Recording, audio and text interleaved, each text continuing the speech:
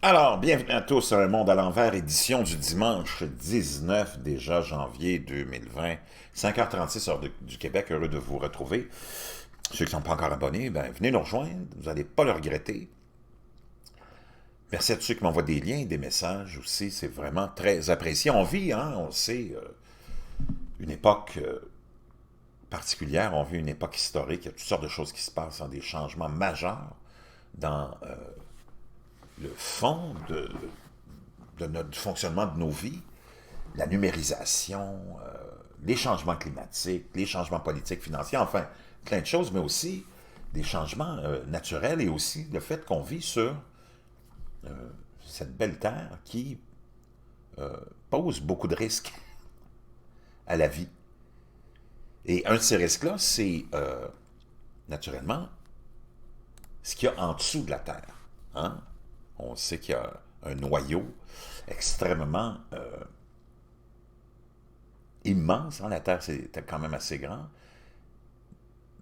De métal en fusion, c'est complètement épeurant. Et on fait des découvertes aussi. Hein? Et une de ces découvertes-là, c'est que ce sont ces deux taches géantes et mystérieuses de magma chaud qui se cachent sous l'Afrique et le Pacifique au bord du noyau terrestre qu'on peut voir ici. Il y a des décennies, les scientifiques ont d'abord exploité les échos des tremblements de terre pour dresser une carte de l'intérieur profond de la Terre. Ils n'ont pas seulement trouvé les couches d'oignons, dont vous vous souvenez peut-être dans un manuel d'école primaire, le noyau et le manteau recouverts d'une croûte fissurée. Au lieu de ça, ils ont vu les contours vagues de deux vastes anomalies, des formes inconnues regardant en arrière de l'abîme. Au fil des ans, de meilleures cartes ont continué à montrer les mêmes caractéristiques globiques quand ces blobs, ces deux fameuses masses ici, hein, ces masses et ces taches géantes et mystérieuses pleines de magma chaud qui se cachent au bord du noyau terrestre. Leurs points les plus élevés peuvent mesurer plus de 100 fois la hauteur de l'Everest. Et si vous les avez ramenés à la surface, ils contiennent suffisamment de matière pour couvrir le globe entier dans un lac de lave d'environ 100 km de profondeur. Le premier mystère de ces énormes caractéristiques sismiques cachées est de savoir si elles sont faites de choses différentes du reste du manteau terrestre. Et le deuxième mystère est de savoir comment ces motifs dans les profondeurs laissent des traces sur notre monde de surface.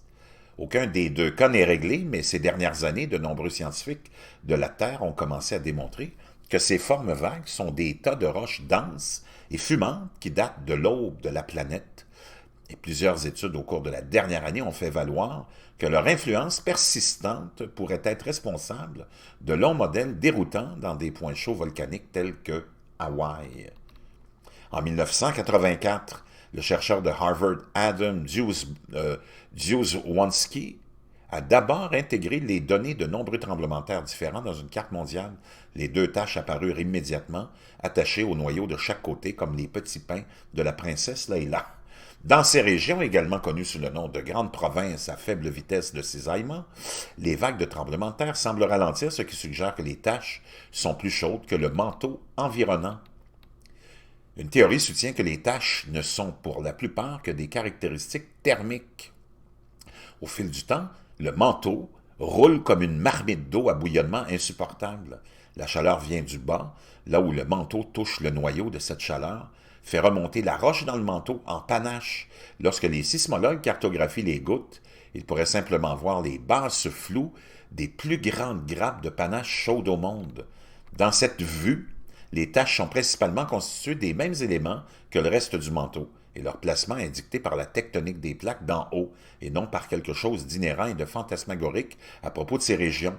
Lorsqu'une plaque tectonique dans la croûte terrestre est poussée en dessous, en dessous d'une forme, une autre forme dans un processus appelé subduction, elle s'enfonce. Cet envoi de roches plus froides dans le manteau. Cela envoie des roches plus froides dans le manteau. Pourtant, aucune plaque n'a subi sur les régions de blob au cours des dernières centaines de millions d'années, n'a subduit, pardon. Ainsi, la deuxième hypothèse dit que les panaches s'élèvent dans des régions de hot blob, mais soutiennent que les blobs sont spéciaux en eux-mêmes. Depuis le milieu des années 2000, plusieurs équipes de sismologues ont examiné les signaux sismiques qui ne font qu'effleurer les bords de ces régions. Ces signaux montrent des schémas complexes, indiquant que les vagues parcourraient une frontière relativement nette. Cela suggère que les bords des taches marquent une transition entre les matériaux, pas seulement la température.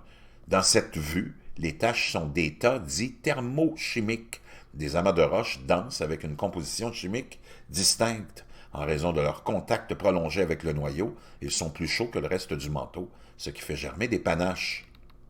En supposant que les taches sont distinctes, elles pourraient être très anciennes.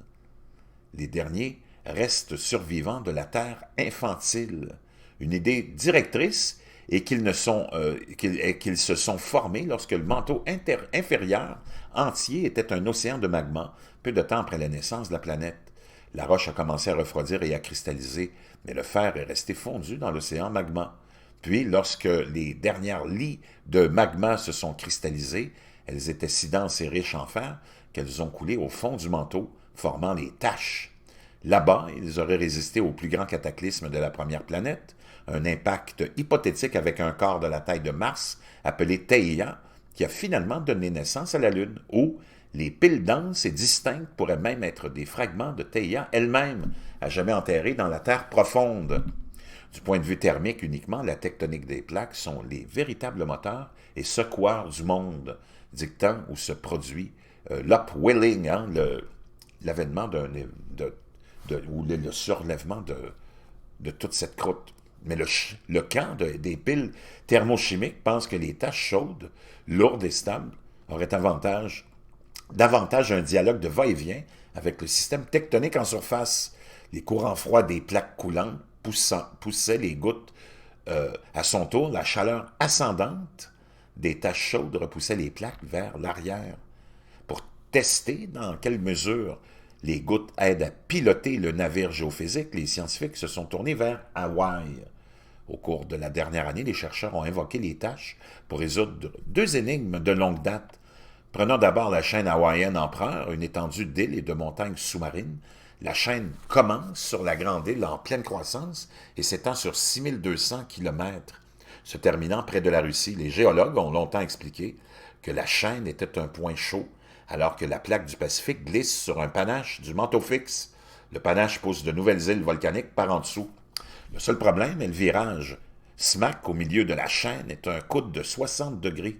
Le virage, pensaient les géophysiciens, provenait d'un changement, il y a longtemps, du mouvement de la plaque. Mais pour ajuster réellement toutes les données, a soutenu un article scientifique en juillet, le panache doit également avoir bougé, et pour cela, il blâme les fameuses mers magmatiques qu'on a vues au début, les fameux blobs.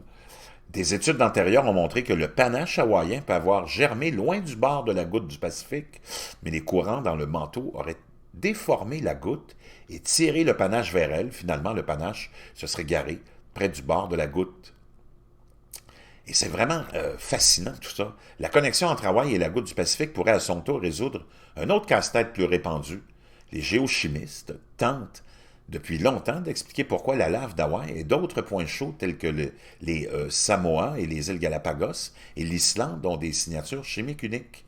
En juillet, un article scientifique a présenté des simulations qui ont retracé les panaches sous des points chauds à travers le manteau qui coule. Ils ont découvert que ces panaches atteignaient les gouttes et apportaient une chimie unique avec eux. Les résultats confirment que les taches doivent être faites de matériaux anciens. Selon d'autres études, les taches semblent également liées à environ 2 douzaines de régions de surface appelées grandes provinces ignées. À ces endroits, à plusieurs reprises dans le passé de la Terre, des millions de kilomètres cubes de lave ont suinté à la surface comme à travers des plaies ouvertes. Beaucoup de ces événements sont eux-mêmes liés à des extinctions de masse, comme le Grand Mourant, le plus grand épisode mortel de la vie d'un demi-milliard, oui, c'est ce qui s'est passé il y a un demi-milliard d'années. Si cette corrélation n'est pas une coïncidence, ces événements pourraient même être le résultat de détachements de blobettes des structures principales. S'ils étaient remontés à la surface, ils seraient assez chauds pour faire fondre la roche et provoquer ces gigantesques éruptions prolongées. À son tour, ce volcanisme aurait pu changer le climat et même conduire à des extinctions massives. Une telle séquence, si elle était vérifiée, serait l'ultime bombe à retardement antédiluvienne des extinctions apocalyptiques déclenchées par des structures souterraines enfouies depuis la naissance du monde. Wow! Et c'est vraiment ça qui est un des dangers majeurs qui nous guette. Et quand cela va-t-il se produire? En tout cas, quand tu regardes ça et que tu dis tout ça, tu te dis, ça peut arriver peut-être n'importe quand, ou presque. On regarde la quantité d'activités sismiques et volcaniques qui se produisent depuis 2, 3 ans, 4 ans, une intensification extraordinaire. Je peux te dire une chose, préparez-vous, peut-être que le pire est juste au coin de la rue.